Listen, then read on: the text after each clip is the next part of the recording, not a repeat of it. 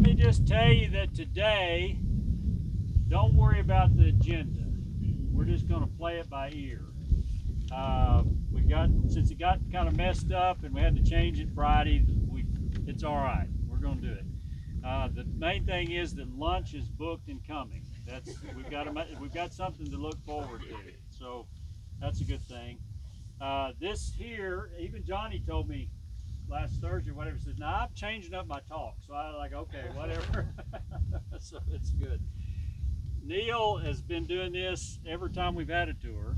He keeps putting up with us. Yep. He hasn't said no yet, so that's a good thing. Really appreciate it. It's so close to town, it makes it really nice. I'm gonna let him tell us about this, and then I was looking for a place. We've gone to Rob's a couple of times. Went to Theodore's. I thought I saw him earlier. Is he here? Theodore's around somewhere. At least I thought I saw him. Anyway, went to his, and so next year you may get a call about cotton. Neil had a field down here real close, and it's actually going to work out good today because we got something to drive on. It may be good. Yeah. So it's nice and wet out there. Yep. When I drove by, I was looking at the end of the field, still had some water in it. That's pretty good. That's not usual. Anyway, this is a good place to do some peanut work. We've been kind of moving around this pivot until into this year. First thing I asked Neil this morning was, where's he going to sell that Milo? He does have it sold. That's a good thing because that's been a tough one. It's good to see that. Good rotation for the crops out here. There's all kinds of discussions we could have about peanuts and organic peanuts. Shelly's here. She might even want to chime in on that. But there's going to be a lot of peanuts. If you didn't notice, Georgia's going to have a bang-up crop. We look like we're going to have a bang-up crop. I talked to a buyer the other day that buys organic and conventional, and he said, I don't know where we're going to put them. That's how worried he was. So you probably have a contract. Everything's going to be fine for this year, but we do have a concern for next year and what's going to happen. Shelly, I don't know if you've heard any different, but no, we're going to have one of the largest world supplies. World supply, yeah. So we're not even going to have export markets, so it's not shaping up to be a great crop. So anyway, we'll get to that when we get to that. But at this point, just know and be aware of as you harvest in this crop that we don't know exactly where we're going to be next year, and that plays into our rotations and how we're going to manage things. So be thinking about that as you go through the winter time. Dr. Cason has been working on a lot of different issues in peanuts, from oil all the way through to flavors. We got into discussion the other day about flavors and stuff like that. This test I think is a little different than you normally do, that we usually get to look at. So I'll just turn it over to you and you can tell them what's going on in the peanut world. Okay. Oh, Neil, anything special about the field? I meant to ask you that. It's just same old routine we've always done. We deep break it. And where's the Certus guy at? right. There he is. Jody's over there. You use a little double nickel whenever you plant? We did the second plant. We planted peanuts. Second planting, a little double nickel. So I'm 10 charging you double today for that one. Okay. Yeah, there we go. But yeah, and we still, it's a little bit skippy in places. Yeah. Well, it's a year. See, it was June 4th, the second plant, so it was late, the second plant. Okay. In the middle of May, the first plant. Yeah. So I think everybody had a little bit of issues with that. I've been in some third plantings, so yeah. Just kind of the year it is there. So nothing else. No, we did the track middle.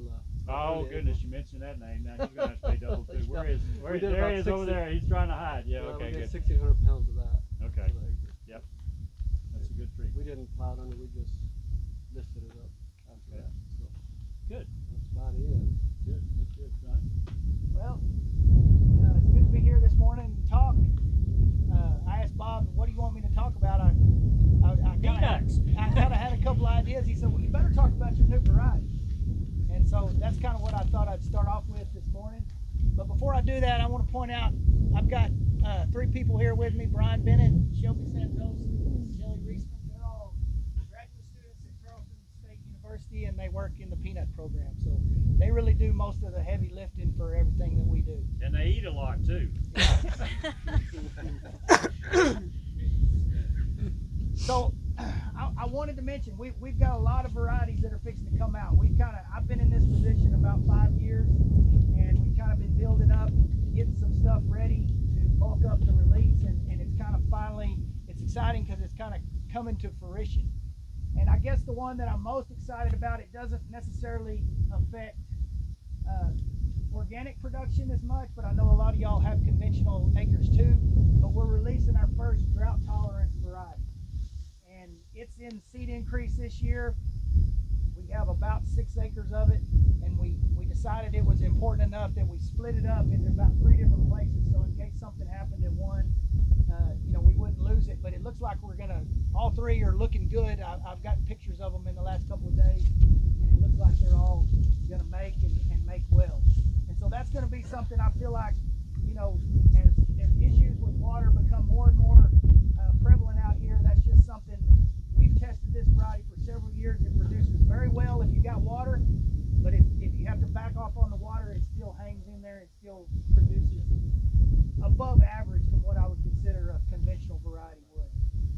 And we actually have some other varieties that we're going back and looking at now that even have stronger drought tolerance when you don't have water, but they don't have that yield potential if you do get a lot of rain. And so it's kind of a trade-off when you're looking at goals for your breeding. We decided to go with something that had good yield potential and kind of a medium drought tolerance so that you would still make a crop. We're going to release that. We're going to get it out there, and then we'll start coming in with some of these other more drought tolerant varieties that maybe don't have quite as much yield potential on the high end. But if you're in that situation where you don't have good water, there'll be something that's a good option for you. And I expect those out within the next 3 to 5 years as we decide which one we want to move forward with. The other one that I'm really excited about, and we've got 3 acres of seed increase down in South Texas this year, is a nematode resistant variety that we're calling Murray. We named it after a farmer that helped us develop that down there. It produces very well out here as well. It's nematode resistance, and if you'll remember, nematode resistance was something that my predecessor, Charles Simpson, brought in from Wild Species. That was about 20 years ago when that happened, and that was a 20-year process within itself to get it to a release variety. And now here we are another 20 years down the road, and there has been something breeders call yield drag, that if you had nematode resistance, you needed a nematode resistant variety, you were going to yield well using that. You didn't have to use any chemicals. But if you didn't have nematodes, you didn't really want to use it because you were sacrificing yield.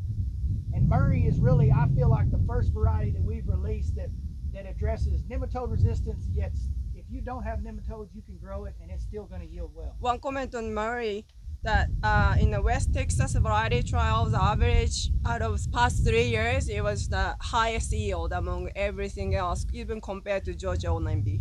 Yeah. It's a really good variety. I'm really excited about it. And like I said, we've got 3 acres of seed increase with Wilco in South Texas on that.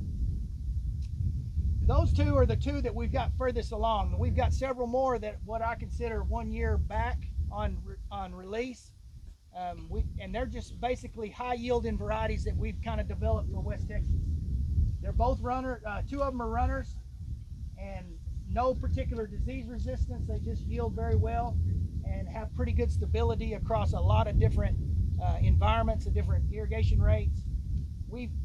I'm going to talk about the Chevron diesel nut project here in a minute, but in that we've done quite a bit of tabulations on inputs that the different locations we're growing at have used, and kind of gotten a really good view of how much water is being put on in any given year in any given location. And those 2 varieties, they're always at the top of the test no matter what. If you put on 15 inches or if you put on 20 inches, they're always towards the top. So those 2 are about a year behind and still very exciting. The last couple I want to mention would be directly related to organic production, I feel like, because most of y'all's contracts for organics are Spanish or hybrid Spanish. And so we've got 1 variety that we've already written up for release, and it's in seed production right now. And actually the 2 flags over there, I'm pointing towards, the far one is span 17, and the one right next to it is one we call 656. That's going to be our first hybrid Spanish release. And about the hybrid Spanish is that came on in the last 5 years, kind of replaced true Spanish. They're a little bit longer season, but they have a lot higher yield advantage. And so 656 represents the first year. In the last year, it produced about 5,000 pounds per acre in our test, and actually beat Span 17 in our test by quite a bit. We had some 98.99 in our test, which I don't think is on the market anymore, but it produced pretty close to 98.99 in this field last year. So I'm really excited about that one. It's moving forward. We have seed increase, and it'll go to foundation seed next year in about a 1 or 2 acre block with limited availability after that. And when you say hybrid Spanish, the growers can still contract as Spanish, right? You can contract it as a Spanish. It has a runner plant top, but the seed size is Spanish. And that's kind of what the whole industry has moved towards. There's still some niche markets for true Spanish, and if you want to see the difference in true Spanish and hybrid Spanish, it's over on the left, most of those are hybrid Spanish. Over on the right, most of these are true Spanish. So it's just more upright plant.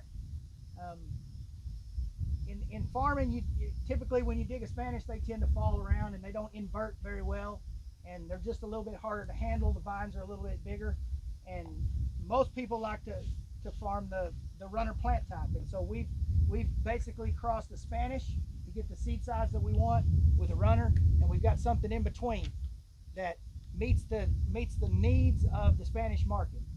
And the manufacturers at this point don't see any difference. As long as it's within their specs, they don't care. And so that's the reason there's been this shift to hybrid Spanish. I still feel like there's a market for true Spanish, and like I said, there's still some people that want that true Spanish peanut. You know, when I talk to people that grew up growing Spanish peanuts, and everybody says they taste better, you know, they just have a better flavor, and there's still some people that want that, so there's still market for that. We're still developing true Spanish varieties. This pink flag right here, I think this will be the next true Spanish variety that we release within our program. The number is 655, and it's yielded very well. It can't compete with a hybrid Spanish though in yield. Your advantages are gonna be a shorter season, and your flavor is gonna be better. And so those two characteristics have to be what that particular manufacturer wants, if that's what you want to use. Now I will say a shorter season will be good if you have limited water, and maybe even have to look at a replant situation. You could look at something like a true Spanish. Those are the main varieties that we have coming up. There's one more that we're going to release, probably another hybrid Spanish. I feel like does better under limited water. We tested it in Vernon. They're at the center in Vernon, and it actually topped our test there in an organic situation where the water was more limited. They have some irrigation issues there, and the number on that one is 708, and I feel like we'll probably end up releasing it. It has a yield stability that 655, where 655 has more potential, 708 is just more stable across more environments. They've made our release process a lot easier for me to release things, and so it's not as hard a decision when I have to release something to just put it out there and see if it'll go. And so I'm willing to say, okay, we're going to release 656, we're probably going to release 708, and we'll just let the market decide which people want to grow and which one the manufacturers want to buy. And so those two are kind of coming up from our program. And really that's the meat of what we do is variety testing. We have plots. I think we've got 5 locations out here this year, 1 in Central Texas, 4 in South Texas, and so we do a lot of traveling, try to get our varieties in as many different environments as we can, so that we know when we release something, it's going to be able to perform under a lot of different scenarios. And I think that's very important for variety development.